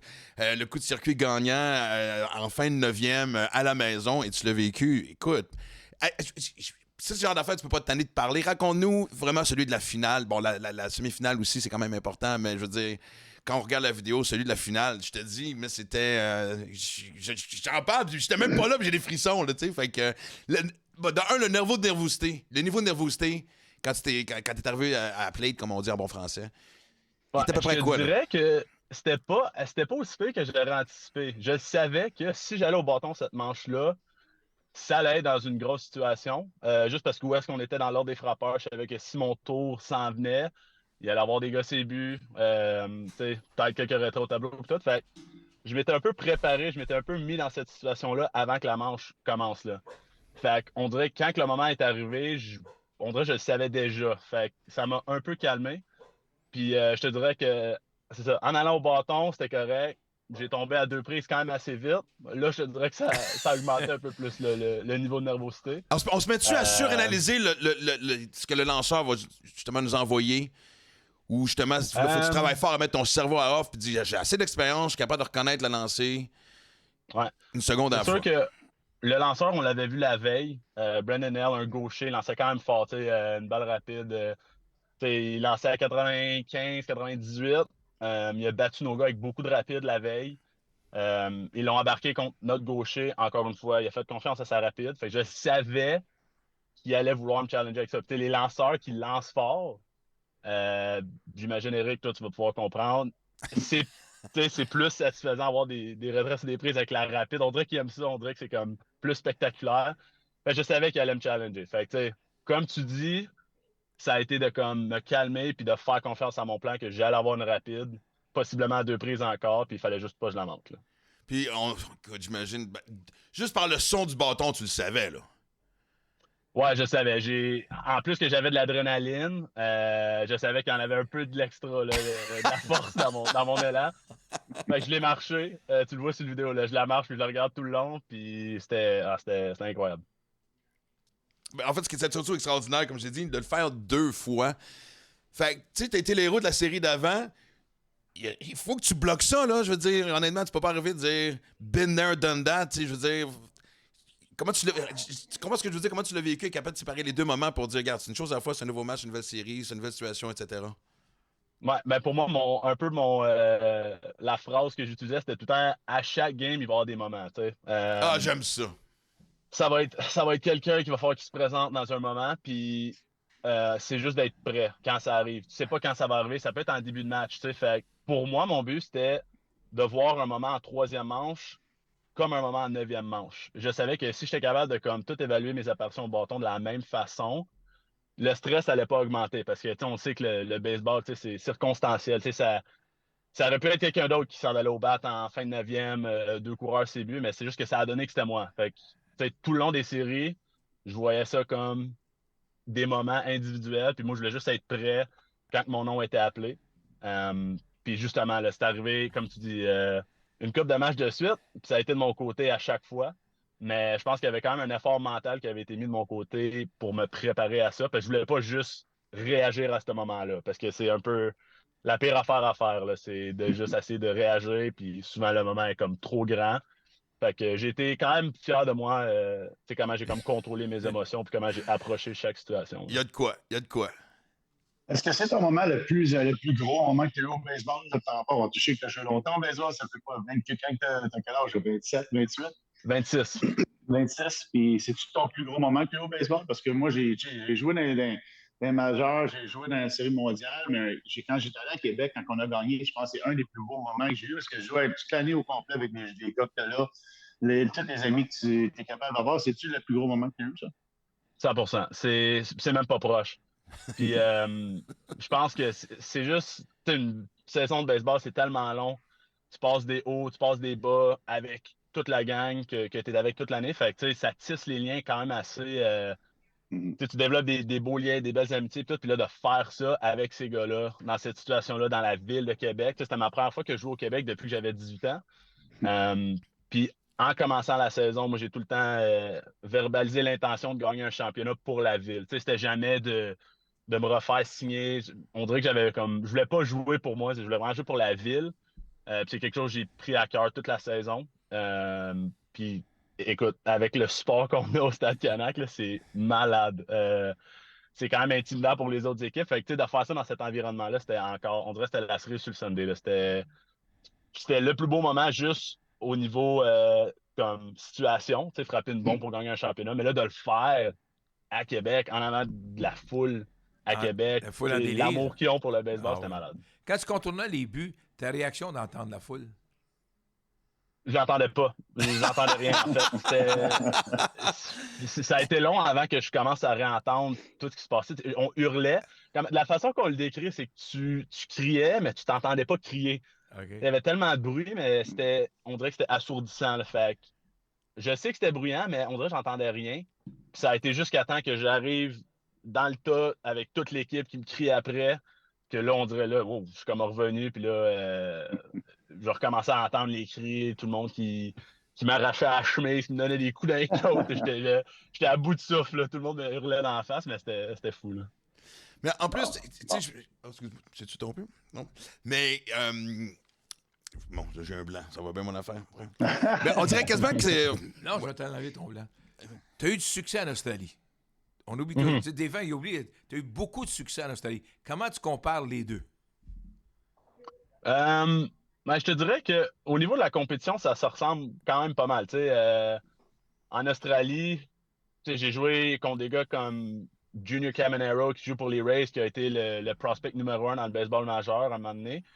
Fait que c'est sûr que les bons joueurs de l'Australie sont incroyables, mais en termes de comme niveau que tu affrontes constamment, c'est quand même semblable. Puis j'ai eu la chance justement de jouer dans des matchs de championnat en Australie. Fait que j'ai pu avoir un peu d'expérience parce que c'est quand même assez. Du baseball de série, c'est différent. Là. Aussitôt que tu embarques sur le terrain, tu sais que c'est différent. Surtout avec la Frontier où est-ce que c'est des 2-3. C'est pas des longues séries. Il n'y a pas grand marge pour faire des erreurs. Il faut quand même que tu sois parfait. Puis tu le sens la pression tout de suite. Fait que j'ai au moins pu vivre ça un peu en Australie pendant 2 ans. Mais je te dirais que l'Australie a servi à ce championnat-là, pour moi, au niveau individuel, là, a servi à comme pouvoir me calmer et toutes ces affaires-là. Mais écoute, j'aimerais ça dire que ça se ressemble, mais moi, il n'y a rien comme Québec. J'ai joué quand même dans pas mal d'équipes, dans pas mal de villes de baseball, puis pour moi, Québec, c'était différent. Je mets pas encore le doigt dessus, c'est juste c'est différent. Là, aujourd'hui, tu es rendu alma mater de ton invité aujourd'hui, Éric Gagné. Il est rendu avec des marquis. Il est rendu entraîneur avec des marquis. Ben oui, puis sa première journée, évidemment, Merci. à job, comme on dit, donc c'est une nouvelle aventure aussi. Écoute, les jeunes qui, quand ils sont venus arriver puis ont entendu parler de tout ça, moi, en tant que jeune, de voir quelqu'un comme toi arriver et pour justement impliquer dans le programme de baseball dans lequel je participe, ça fait un velours. On veut savoir, pas qu'on est en de bonne main, on sait déjà, mais tu comprends ce que je veux dire? T'as-tu senti ça de la part des jeunes, un peu d'événement, un peu de « Wow, man, OK, là, on vient d'avoir un atout aussi qui va nous aider. » là. Ben, 100%. Je pense que Pat a organisé de quoi ma première visite là-bas. Je pensais que je rencontrais juste Pat. Là. Fait que là, il m'appelle, j'étais à tel local, tu viendras, on va jaser, tout. Je rentre là, puis il y avait un groupe. Je rentre dans la pièce, ça commence tout à applaudir. Je pense que Pat avait orchestré un petit coup. Là. Mais c'est sûr que tout de suite, j'ai senti comme qu'il était quand même impressionné. Moi, je trouve ça quand même drôle parce que je me vois pas comme cette personne-là, parce que j'étais dans le bottine il y a pas si longtemps. Là. Moi, je suis pas un joueur qui a été sur l'équipe nationale. J'ai quand même développé sur le tard. Fait que, pour moi, ça fait. Je me sens pareil comme eux. Là. Puis on dirait, comme je te dis, on dirait que ça fait pas si longtemps que ça. Fait que moi, c'est juste un peu. Je trouve ça cool de pouvoir être cette présence-là pour eux. Quelqu'un qui a comme peut-être eu un parcours un peu différent. Je l'ai fait comme. J'étais allé aux États, Junior College, j'ai passé universitaire après ça. J'ai quand même fait le long chemin pour pouvoir me rendre dans le baseball professionnel. Évidemment, je suis pas allé jusqu'au bout, mais je trouve ça cool d'apporter cette perspective-là. Oui, qu'il n'y a pas intéressant. juste un chemin pour réaliser ses rêves et d'avoir du fun à jouer à la game qu'on aime le plus au monde. Exact. Puis je pense que ça, ils trouvent ça intéressant. Tu peux poser des questions, savoir qu'il y a autre façon de faire que si t'es pas repêché à 17 ans, 18 ans, ben t'auras jamais de chance. Ben, j'ai comme un peu contourner ça. Fait que c'est cool de pouvoir avoir cette perspective-là aussi. Là. Et on peut présumer évidemment que c'est un retour à Québec l'année prochaine. Si le téléphone ne sonne pas d'ici ce temps-là, on sait jamais. La vie est bien faite. Mais sinon, C'est sûr. dans le C'est pire sûr que- des cas, Exact. Je pensais que ça allait être ma dernière saison. Je me suis dit, écoute, je m'étais fait libérer par les Phillies. J'étais prêt à jouer une saison. Fait que, tu sais, je me suis dit, bon, ben, je vais jouer cette année avec les Caps. Puis, comme j'ai dit, Québec, c'est juste différent. Puis c'est dur de comme pas prendre cette opportunité-là, tu sais, parce que c'est tellement des belles opportunités. L'organisation est classe. Puis on fait des choses autres que le baseball. Tu sais, on ordonne aux jeunes. Tu sais, c'est cool, on fait des annonces pour Normandin. Tu sais, il y a des choses que j'ai jamais faites dans ma vie avant. Fait que tu sais, les Caps, ça donne quand même une belle opportunité hors baseball aussi. Puis, non, vous êtes ils des nous donnent vedettes l'opportunité dans de la redonner. ville, là, faut le dire aussi. Là. Ouais, 100%. Puis, comme je te dis, la ville adore adore ses sports. On a été honoré au rempart aussi. Fait que, tu sais, j'ai pu voir la passion pour les remparts aussi, tu sais, au centre Vidéotron. L'ambiance était malade. Fait que la ville de Québec, c'est vraiment, comme je te dis, c'est quelque chose de spécial. Puis jouer pour cette ville-là, moi, c'est sûr que ça m'intéresse. Puis je vais le faire tant et aussi longtemps que je suis en santé puis que le corps, il reste en un morceau. Là. Oui, ben, c'est un bon soir à voir. Hey, Anthony, merci infiniment. Bonne nouvelle pour les gens de Québec de savoir que tu as envie d'y retourner. Bonne nouvelle pour la Ligue et continue d'inspirer les jeunes. Belle aventure qui commence dans ta vie présentement. Je vais aller faire un tour, moi. Bonjour. Et tu sais, maintenant que j'ai fait face à Éric Gagné cette année, il n'y a plus rien qui me fait peur au baseball. Hey, merci, Anthony.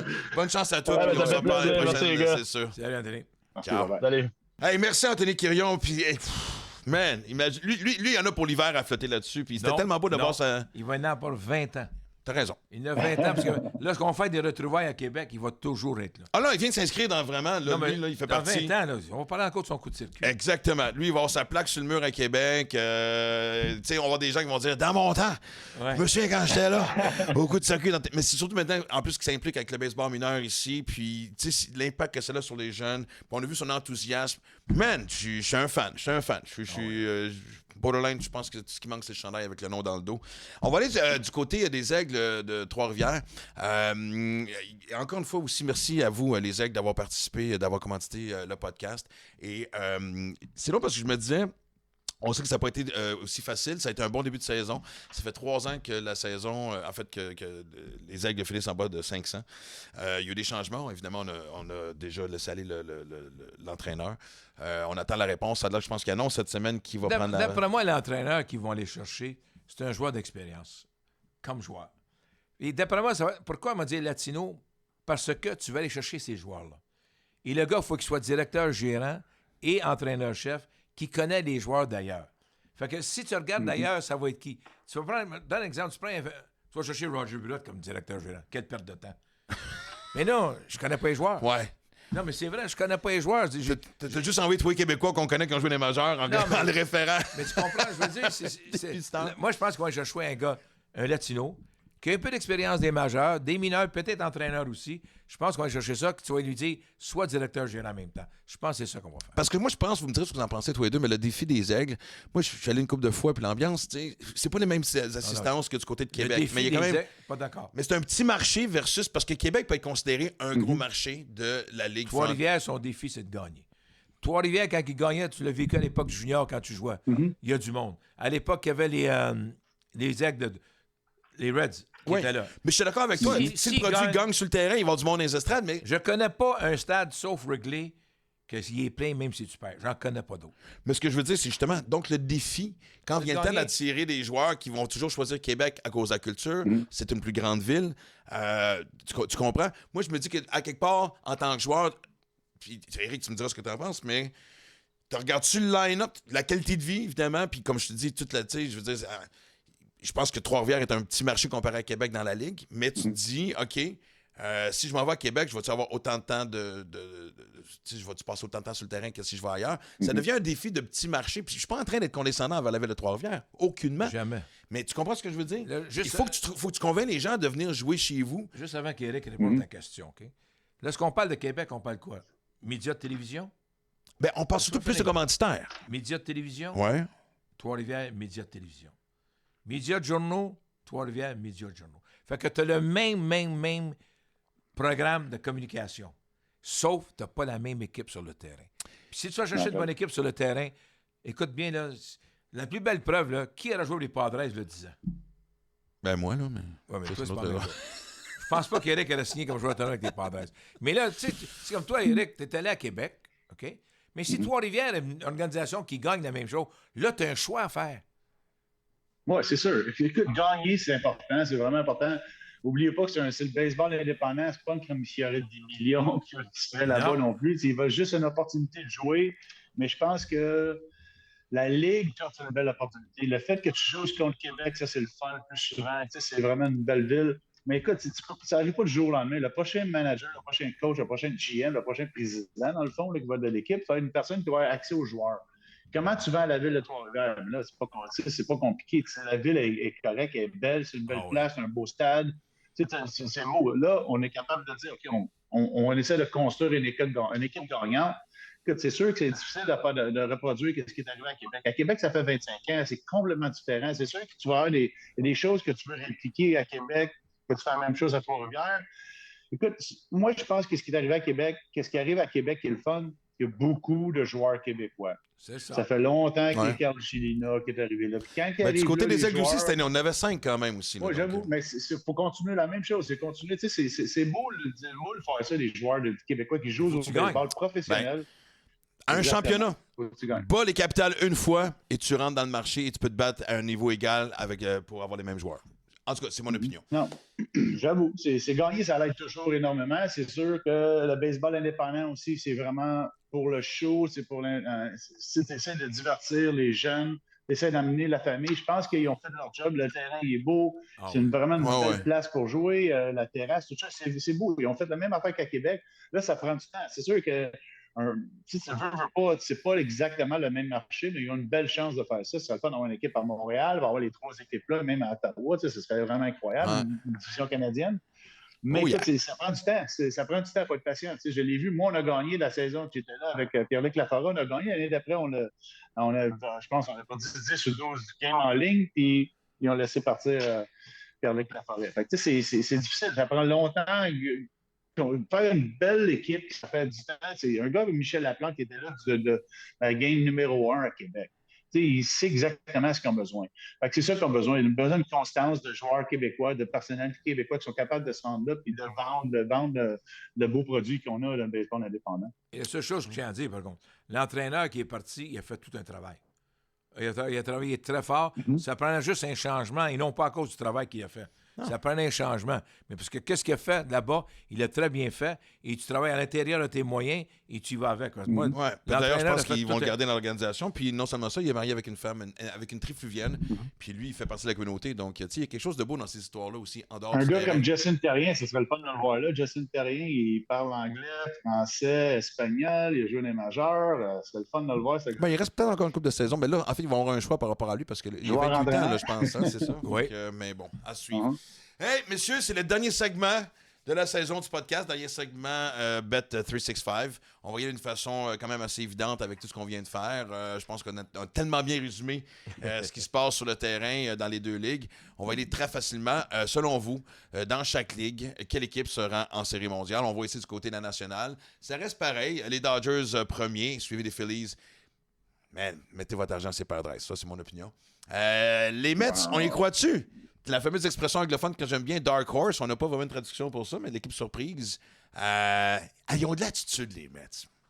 Moi, tu sais, on a parlé, tu sais, comme un jeune comme Vientos, première saison des majeurs, puis honnêtement, comme j'ai dit, je suis pas un fan des Mets, mais de faire une erreur au troisième but qui coûte 2 points, puis après ça, tu frappes un circuit de 2 points, je trouvais que c'était super beau. Il joue pour quelle équipe? Il joue pour les Mets. C'est ça, New York. Exactement. New York, t'es arrogant, sinon tu joues pas à New York. Ben, cette arrogance-là, tu sais, ça peut très bien servir dans les séries. D'accord. Fait que vous y allez toujours avec les choix que... Moi, la semaine passée, je l'ai dit, moi, je reste avec San Diego. Évidemment, Eric... Dodgers. Moi, écoute, je sais pas. Je sais plus, là. Je sais plus. Moi, je dis que écoute, j'aimerais ça voir... ce serait fun d'avoir New York, ce serait fun d'avoir les Dodgers, mais écoute, San Diego, ils vont être durs à battre. Ils vont être vraiment durs à battre. Les Dodgers, avec les blessures qu'ils ont, j'aimerais ça voir les Dodgers, mais je pense que... Qui va gagner la Ligue nationale? Je pense que c'est le gagnant de New York contre Philly, c'est lui qui va se rendre en série mondiale. C'est ce que je me dis. C'est une façon Parce que d'aborder je pense le que, tu sais, sujet. c'est... Je pense que ça va être ça. Écoute, j'aimerais ça, d'après moi, ça va être Philadelphie qui vont gagner. C'est ça que j'ai pris au début. Puis ils ont vraiment une belle équipe. Ils ont la profondeur. En plus, s'ils sont capables de battre les Mets, l'atmosphère, tu n'as aucune atmosphère qui va se passer comme à Philadelphie. Los Angeles, c'est pas pareil. San Diego, c'est pas pareil. New York, les Yankees, c'est pas pareil. Kansas City, Cleveland, Detroit. Il n'y a aucune place qui est comme à Philadelphie. Fait que je pense que Philadelphie a un gros avantage. C'est très drôle parce que le slogan de Bryce Bet365... Ouais, mais le slogan de Bet365, c'est jamais ordinaire avec Bet365 et tu viens de justement de rendre ça tout sauf ordinaire. C'est la première fois que je te vois jongler. Fait que... Non, il n'y a pas de Écoute, j'adore les Dodgers, mais Philly sont durs à battre. J'ai regardé la façon qu'ils ont joué hier. Ils n'ont même pas bien joué. Ils sont capables de jouer encore mieux. Là. C'est pas une belle game. Là. Ils ont gagné, c'est le fun, mais c'était pas une belle game. Mais s'ils avaient parti la game hier, là, ça aurait été différent. Alors, j'ai deux victoires, 0 victoire, 2 défaites, ça aurait été différent. Mais ils sont forts. Et toi, la semaine dernière, je pense que tu avais choisi les Phillies, si je ne me trompe pas. Et tu restes encore avec les Phillies? Pourquoi rajouter qu'est-ce qu'il vient de dire? C'était tellement beau ce qu'il vient de dire. Ben, c'est ce que j'allais dire, mais es-tu d'accord que si jamais les Mets battent les Phillies, ça serait tes favoris ou... Si ils battent, on ferait un autre gageux. Mais celle-là, je vois que celle-là. Là. Parce que si on parle d'arrogance, imagine San Diego contre les Mets. Attends. Ouais, exactement. Mais moi, les Dodgers, on a bien beau dire qu'ils sont blessés, mais c'est les Dodgers. Ouais. On n'a pas confondre. C'est les Dodgers. On y va du côté de l'américaine. Évidemment, encore une fois, c'est pas serré, évidemment, entre les Yankees et Cleveland. Bon, Détroit, Kansas City, je pense que c'est des belles histoires, mais... en tout cas, regarde, comme j'ai dit, j'aurais mis un chandail de Cleveland, mais je ne l'avais pas. Mais je suis surpris, moi, qu'on donne pas plus de chance à Cleveland pour toutes les raisons qu'on a mentionnées tout le long du show. Moi, je pense que, écoute, le meilleur... Pour le pariage, c'est le fun. Oui, ça c'est clair. Présentement, le parieur... Mais... Si tu me demandes de parier aujourd'hui, je m'en vais avec les Guardians. Mais pourquoi pas? Mais non, mais si tu me demandes pour parier, si tu me demandes pour gagner, 100%. C'est une autre histoire. Mais parier, je ne veux pas exagérer, j'ai pas des petits paris de rien, mais tu regardes les Guardians, c'est l'équipe qui est oubliée. 2 mots. Emmanuel Clase, meilleur releveur des majeurs. Si ça se rend en 9e, cette game-là est finie.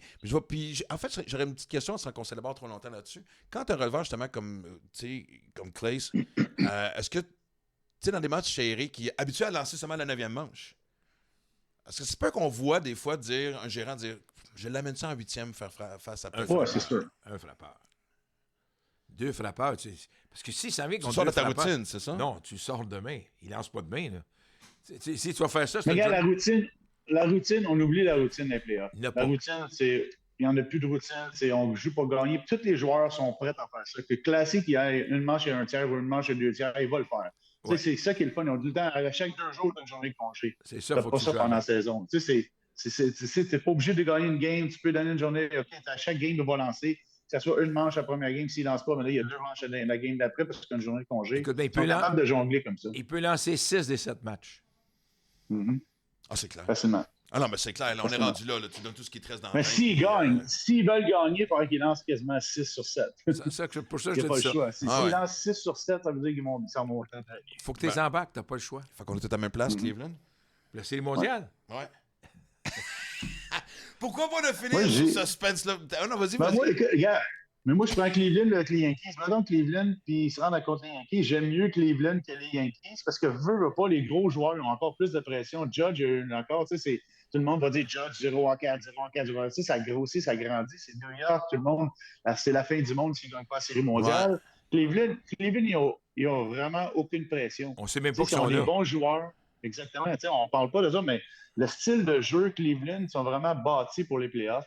Et c'est sûr que les Yankees, c'est dur à battre quand tu as 350 millions de salaire, mais écoute, les Cleveland, c'est vraiment une belle équipe. Et je ne veux pas dire n'importe quoi, mais je pense que c'était vraiment chaud jusqu'à la fin de la saison sur qui avait la meilleure fiche. Si ça se rend en Cleveland Yankees... La fiche de la saison... non, mais je veux dire, ça commence où la série? Ça, j'ai pas vérifié, j'aurais dû faire mes devoirs là-dessus, mais Simon qui nous écoute, tu me diras lequel des deux équipes... mais c'était de 1 ou 2 matchs, c'était vraiment serré. Non, ils ont meilleure fiche globale. Ouais. Global, c'est eux autres, pas parfait. C'est vraiment ma question. Donc, Simon, oublie ça. Merci. OK. Pourquoi demander à Simon quand j'ai Roger à côté de moi? Donc, messieurs, Sérieusement, quel plaisir, quel privilège de pouvoir co-animer ce podcast-là avec vous autres. C'était la dernière de la saison. On remercie évidemment, encore une fois, on l'a dit, les Aigles de Trois-Rivières, les Capitales de Québec, Bet365, Psycho Bonnie qui nous a envoyé au début de la saison, Interac. Honnêtement, quand les gens s'intéressent au podcast, c'est ce qu'on aime, évidemment. Et Baseball Québec, sans oublier. L'année prochaine, en tout cas... Les gars, moi, vous dire une chose. non, mais c'est parce que... J'aurais jamais pensé de ma vie de faire un podcast. Comme invité, oui. Mais quand j'ai su avec qui je travaillais, avec Éric, j'ai dit, pas de problème. L'autre, il dure combien de temps? Mais tu vois, parce que je sais... Non, mais Roger, c'est sa façon d'exprimer son amour et je l'accepte à 100%. Surtout pour ta mère. Exactement, pour ta mère. merci. Écoutez, on verra ce qui se passe pour l'année prochaine, on sait très bien, mais encore une fois, un privilège. Merci à tous ceux qui nous ont écoutés religieusement. On a beaucoup de commentaires. Je me promenais encore l'autre fois dans la rue, puis c'est le fun de voir les gens qui ont le sourire. C'est un autre monde. Ben exactement. Un autre monde. C'est ça que j'ai découvert. C'est un autre monde qui me parle. Et du monde que je m'attends pas. Des gens qui sont venus me parler du podcast. Tu sais, tu te regardes, ah oui. Mais c'est ce qui m'a vu. C'est du monde que je m'attends pas. Mais c'est parce que maintenant, c'est la beauté du podcast, c'est que c'est vraiment rendu multigénérationnel. On associe ça souvent aux jeunes, aux pas. Aucun rapport. Ma mère l'écoute, puis elle n'est pas toute seule. Ma mère est en résidence à Sainte-Adèle, puis ça parle de baseball dans les corridors. Fait que merci à toute l'équipe, évidemment aussi de la Poche Bleue, toute l'équipe des réseaux sociaux. J'essaie d'étirer ça parce que je veux pas que ça se finisse, mais hey. Allons donc écouter du baseball. Il y a une game qui commence. En fait, qui a commencé il y a 10 minutes. Écoute, bonne fin de saison tout le monde de baseball et évidemment les jeunes. Man, la passion du baseball, la fièvre du baseball, c'est celle qu'on veut voir contagieuse au Québec. Fait que amusez-vous dehors et les parents, encouragez-les. Hey, merci tout le monde. Salut Eric. Merci tout le monde. Merci Bye-bye. Roger. Merci Max. Merci Hey, la gang. plaisir. Ciao. Vous savez... Phillies en 6. Oh non, ça va mal, ça va mal, ça va Phillies en mal. 6. Pour la série mondiale, ben pour contre les Mets. Dans tout, dans tout. Mondial. Oh. J'adore. Pauvre Martin. Puis moi, on tombe pas de très haut, mais on vient de tomber. tous les deux. Ouais, une chance qu'on est assis sur les sièges confortables. Oh, Fait que, qu'ils viennent donner. ouais. Ils viennent nous lancer sa balle rapide à l'intérieur. Ah, qu'on l'a eu comme fou. Ah non, à Cleveland. Ciao tout le monde. Game over. Une présentation de Baseball Québec. On ferme les livres, c'est terminé. Qui monte sa petite série gagnée avec ta balle Bichette. T'as déjà striké dans tes bichettes. Et avec des lunettes qui font peur, la victoire est signée.